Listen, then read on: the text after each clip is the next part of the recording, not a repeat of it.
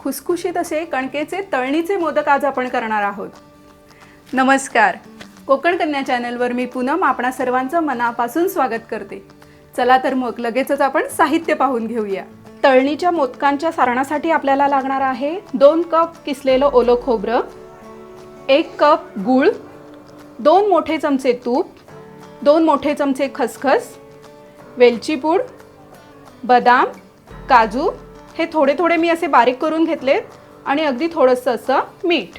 मोदकाच्या पारीसाठी आपल्याला लागणार आहे 2 कप कणी म्हणजे गव्हाचं पीठ, पाव कप तेल म्हणजे 4 मोठे चमचे तेल आणि थोडंसं मीठ। एका परातीत आपण कणिक घेतलेली आहे। आता याच्यात आपण मीठ मिक्स करूया। याचबरोबर आपण तेल असं मस्त कडकडीत तापवायला ठेवलेलं आहे। त्या तेलाचं मोहन द्यायचं आहे आपल्याला ह्या पिठाला। आता या पिठात आपण कडकडीत तेलाचं मोहन घालून घेऊया।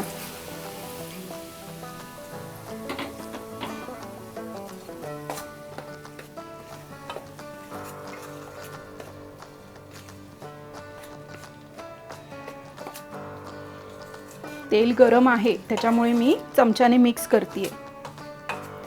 हे थोडं गार झालं की हाताने छान आपण असं मळून घेऊ। आपण तेलाचं छान मोहन लावून घेतलेलं आहे। आता याच्यात थोडं थोडं पाणी घालून हे पीठ आपण मळून घेऊया।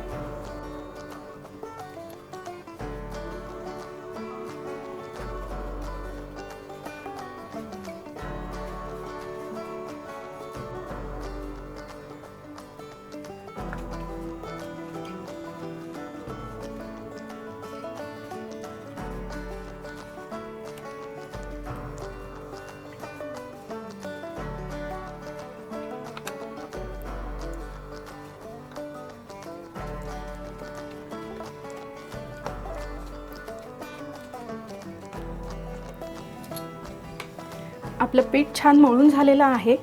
हे पीठ मळण्यासाठी मी अर्धा कप आणि त्याच्यापेक्षा थोडंसं जास्त असं पाणी घेतलेलं आहे। आता हे पीठ आपण 10 ते 15 मिनिटं छान झाकून ठेवायचं आहे। गॅसवर आपण फ्राय पॅन ठेवलेला आहे। गॅसची फ्लेम आपली मीडियम टू लो मध्ये आहे। आता ह्याच्यात आपण 2 मोठे चमचे तूप गरम करून घ्यायचं आहे। तूप आपलं छान गरम झाले। आता ह्याच्यात आपण 2 चमचे खसखस गरम करून घ्यायची आहे।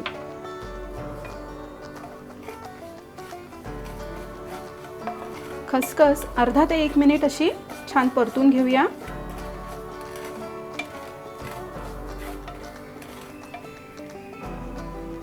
ह्याच्यातच आपण ड्रायफ्रूट घालायचे आहेत। बदाम आणि मी काजू घेतले, तुम्ही तुमच्या आवडीनुसार घेऊ शकता।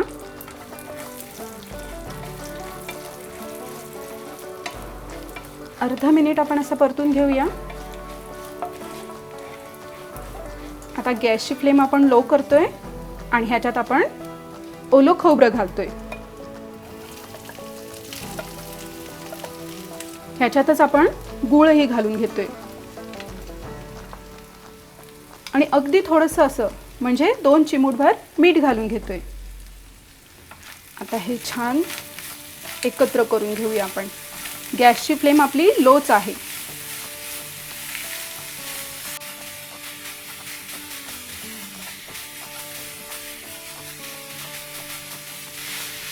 हे सारण छान असं एकजीव करून घ्यायचं आहे।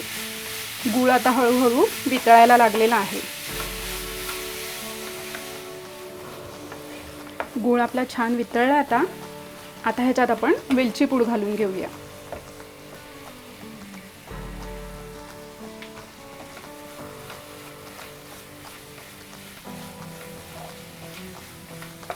चांगलं मिक्स करूया।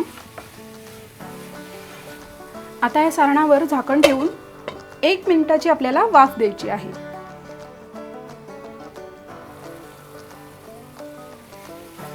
आपण मंद गॅसवर 1 मिनिटाची अशी वाफ घेतलेली आहे।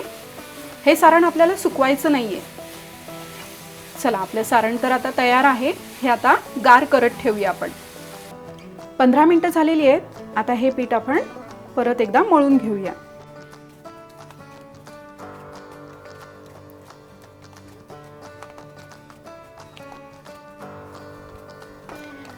आता या पिठाचे आपण पुरीसाठी करतो तसे छोटे छोटे गोळे करून घ्यायचे आहेत।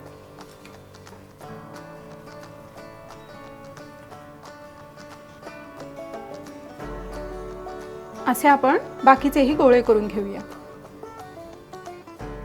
आपण पिठाचे असे समान भाग करून घेतलेले आहेत।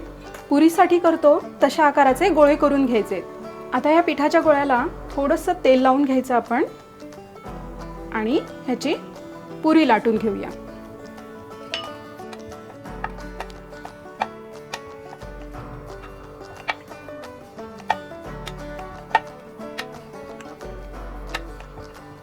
आपल्याला पुरी इतकं जाड नाही आणि पोळी इतकं पातळ करायचं नाहीये। आता ह्याच पद्धतीने आपण सगळ्या पुऱ्या करून घेऊया।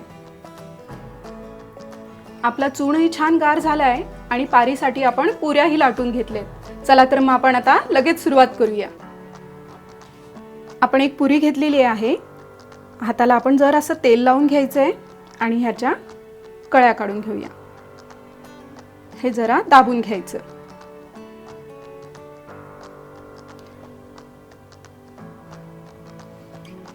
ह्या अशा जवळ-जवळ करून घ्यायच्या।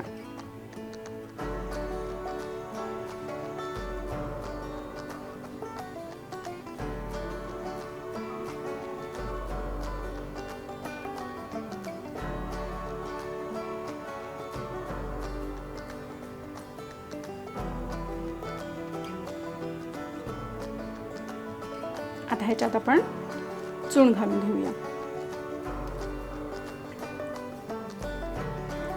चून छान व्यवस्थित भरून घ्यायचं आहे आपल्याला। आता ह्या सगळे एका बाजूनी सरकवून घेऊया आणि हे असं जवळ-जवळ गोळा करत आणायचं आहे।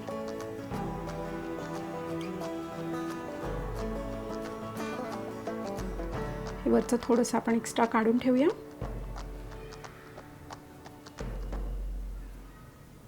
हा झाला आपला मोदक तयार। आता ह्याच पद्धतीने आपण बाकीचे मोदकही करून घेऊया। आता आपण करंजी करून घेऊया। आता ह्याच्यात आपण सारण भरायचं आहे। हे सारण असं लांबट आकारात भरायचं आहे।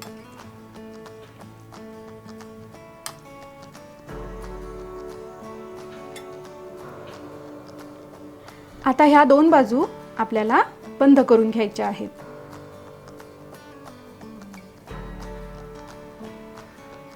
आता आपण मुरड घालून घेऊया। मुरड घालताना काय करायचं, अंगठा आणि ह्या मधल्या बोटामध्ये हे पीठ घेऊन असं दाबायचं। त्यामुळे काय होतं, पीठ पसरतं। ते निम्म्यातून मुरड मारायची, परत दाबायचं, परत निम्म्यातून मुरड, असं असं पुढे करत जायचे। दाबल्यावर मुरड घातल्यावर दाबायचं म्हणजे पुढचं पीठ पसरलं जातं। ते निम्म्यातून दुमडायचं, परत दाबून पसरायचं।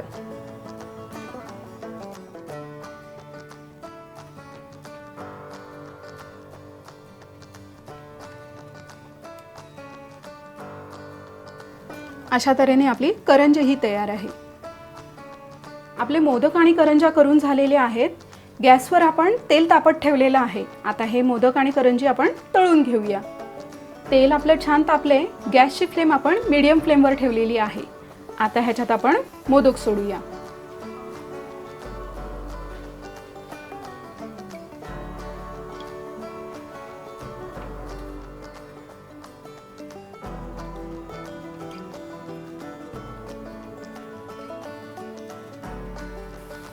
हे मोदक आपल्याला सगळ्या बाजूने छान असे मस्त तळून घ्यायचे।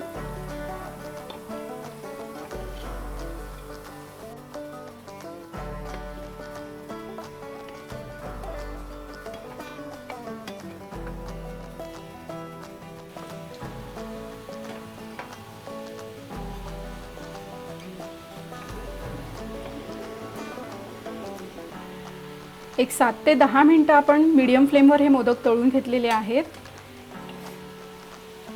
हे बघा, हे पहा, याला छान असा मस्त गोल्डन रंग आलेला आहे, म्हणजे मोदक आपले झालेले आहेत। आता हे आपण काढून घेऊया।